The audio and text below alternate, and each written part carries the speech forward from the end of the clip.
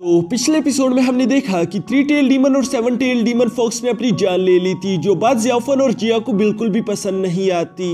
अब आगे तो नेक्स्ट एपिसोड ज़ियाओची टाउन से शुरू होता है, जहां सारे लोग इन्हीं का इंतजार कर रहे थे और इन लोगों को वापस आता हुआ देखकर वो लोग काफी ज्यादा खुश हो गए थे। वो फौरन से इन लोगों की तरफ भागते हुए आकर पूछते हैं कि क्या तुम लोग ठीक हो, तुम लोगों को कुछ हुआ तो नहीं, और उन डीमन फॉक्स का क्या हुआ, क्या वो लोग जिंदा है या वो मर चुके हैं। जिस पर वो स्टोन वॉरियर काफी ज्यादा फ्लेक्स करते हुए कहता है कि अब तुम लोगों को घबराने की कोई जरूरत नहीं, क्योंकि फ्यूचर में अब तुम लोगों को कोई भी परेशान नहीं कर सकता। हम तीनों ने मिलकर उन डीमन फॉक्स को जान से मार डाला, आज के बाद तुम लोगों को कोई भी परेशानी नहीं आएगी। ये सुनकर वो सारे के सारे विलेजर्स काफी ज्यादा खुश हो गई थी, लेकिन तभी जिया आगे बढ़ते हुए कहती है कि तुम लोगों को कभी भी उस केव के अंदर नहीं जाना। तो सुनकर अब वो विलेजर थोड़ी बहुत कश्मकश में पड़ गए थे। वो उससे सवाल करते हैं कि आखिर तुम इस तरह की बातें क्यों कर रही हो, वो डीमन फॉक्स तो जान से मारे गए, फिर भला वहां जाने में क्या खतरा। जिस पर जिया इन लोगों को बताती है कि असल में वहां पर एक बीस्ट हमसे जिंदा रह गया है, हमने उसे वहां पर ट्रैप तो कर दिया, लेकिन वो तुम लोगों के लिए खतरनाक साबित हो सकता है, तो इसलिए तुम लोग कभी भी उस केव के अंदर मत जाना, और वो डीमन बीस्ट कभी भी उस केव से बाहर नहीं निकल पाएगा। इस तरह से तुम दोनों ही लोग जिंदा रह पाओगे।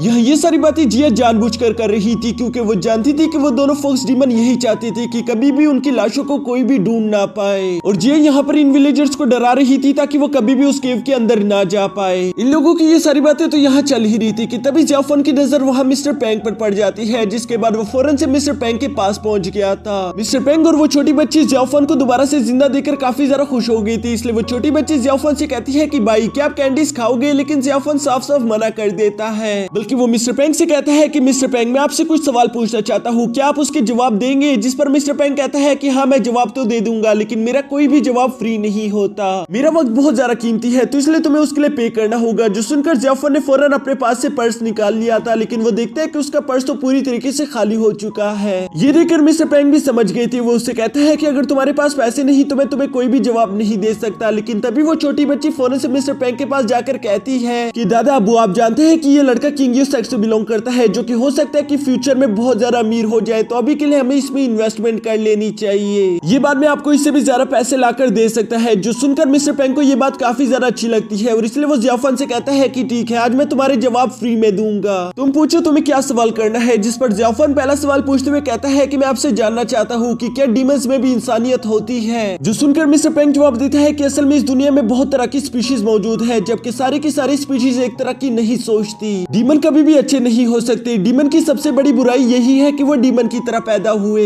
ये सब सुनकर ज़ियाओफन अपना दूसरा सवाल करते हुए पूछता है कि अच्छा फिर आप ही बताओ कि क्या डीमंस प्यार कर सकते हैं। ज़ियाओफन के इस सवाल पर मिस्टर पैंग कहते हैं कि जैसे मैंने तुम्हें पहले भी बताया कि इस दुनिया में बहुत सारी स्पीशीज मौजूद है, और इसी तरह से ये मुमकिन हो सकता है कि वो लोग भी प्यार करते हो, लेकिन हेवन हमें उनसे प्यार करने की इजाजत नहीं देता। अभी मिस्टर पैंग आगे कुछ कहने ही वाला था, लेकिन जिया फौरन से वहाँ पर आ गई थी, जो कि ज़ियाओफन से कहती है कि इस बूढ़े आदमी की बातें मत सुनो, चलो मेरे साथ यहाँ से। मिस्टर पैंग कहता है भला तुम इस तरह की बातें क्यों कर रही हो, वैसे भी मैं आज तुमसे पैसे नहीं ले रहा, मेरा हर जवाब फ्री में है। लेकिन जिया मिस्टर पैंग की कोई भी बात नहीं सुनना चाहती थी। वो ज़ियाओफन को खींचकर अपने साथ वहाँ से ले जाती है। यहाँ वो छोटी बच्ची देखती है कि ज़ियाओफन बहुत बदला बदला दिखाई दे रहा था, इसलिए वो अपने दादा अबू से कहती है कि शायद उस केव में ज़ियाओफन के साथ कुछ हुआ है, वो बहुत ही ज्यादा अजीब दिखाई दे रहा है। ये सुनकर मिस्टर पैंग कहता है कि हाँ मैं समझ गया, असल में उसे अच्छाई और बुराई में पहचान करने में मुश्किल हो रही है, वो इसी कश्मकश में पड़ चुका है। इसके बाद सीन शिफ्ट होकर होटल पर आ जाता है, जहाँ जिया ज़ियाओफन और मिस्टर स्टोन रात गुजारने के लिए रुके हुए थे, लेकिन हम देखते हैं कि ज़ियाओफन को नींद नहीं आ रही थी, बल्कि वो रात के अंधेरे में टहल रहा था। तभी अचानक उसकी नजर अपने सामने जिया पर पड़ जाती है, जो कि बारिश में भीग रही थी। ये देखकर वो पहले तो बहुत ज्यादा हैरान हो जाता है, लेकिन फिर इसके बाद वो जिया के पास जाते हुए उसे बारिश में भीगने से बचाने की कोशिश करता है, लेकिन जिया उसे कहती है कि आखिर तुम इतनी रात को यहाँ पर क्या कर रहे हो। जिस पर ज़ियाओफन कहता है कि मुझे नींद नहीं आ रही थी और इसलिए मैं यहाँ पर आ गया, लेकिन यही सवाल मैं तुमसे भी पूछना चाहता हूँ। जिस पर जिया कहती है कि मुझे भी नींद नहीं आ रही थी, इसलिए मैंने सोचा कि क्यों ना बारिश में भीग लिया जाए। साथ ही साथ वो ज़ियाओफन से कहती है कि इसका मतलब तुम कल लोबो माउंटेन पर वापस जा रहे हो, क्योंकि तुम्हारे दोस्त तुम्हारा वहाँ पर इंतजार कर रहे होंगे। लेकिन साथ ही जिया कहती है कि मैं भी तुम्हारे साथ आना चाहती हूँ। ये सुनकर अचानक ही ज़ियाओफन काफी ज्यादा शौक हो गया था। वो कहता है कि बच्चों की तरह बातें करना बंद करो, वहाँ पर बहुत सारे लोग मौजूद होंगे, और अगर किसी को मालूम हो गया कि तुम एक डीमन हो तो वो तुम्हें जान से मार डालेंगे। जिया उसकी ये बात सुनकर कहती है कि अच्छा ये बताओ, अगर मैं वहाँ जान से मारी गई तो क्या तुम्हें इस बात का दुख होगा। जो सुनकर ज़ियाओफन कहता है कि मजाक करना बंद करो, तुम कोई छोटी बच्ची नहीं हो, तो इस तरह की बातें करना बंद करो। जो सुनकर जिया कहती कहती है कि मैं तुम्हारे दिल के बारे में कभी भी नहीं जान सकती।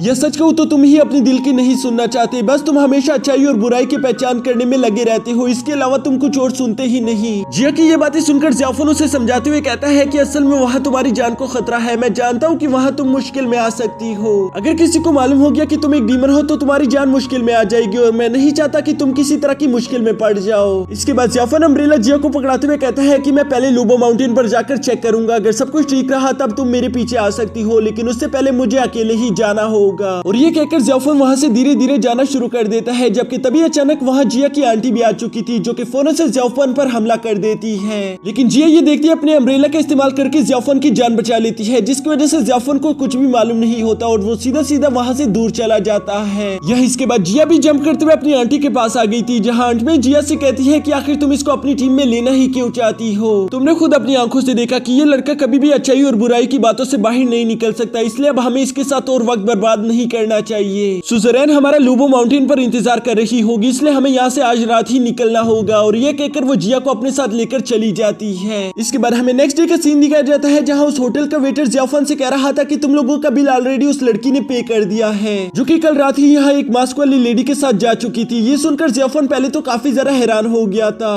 लेकिन फिर वो समझ जाता है कि वो जरूर उसकी आंटी होगी। और इसके बाद हम देखते हैं कि वो स्टोन वॉरियर भी ज़ियाफन से कहता है कि मैं तुम्हारे साथ आना चाहता था, लेकिन मेरे मास्टर मुझे वापस बुला रहे हैं, इसलिए मुझे वापस जाना होगा और उम्मीद करता हूँ कि किसी और दिन हमारी मुलाकात हो जाए। जो सुनकर ज़ियाफन उसे कहता है ठीक है मेरे भाई, हमारी मुलाकात किसी और दिन होगी। यह मिस्टर स्टोन वॉरियर के जाने के साथ ही हमारा ये एपिसोड भी यहीं पर खत्म हो जाता है।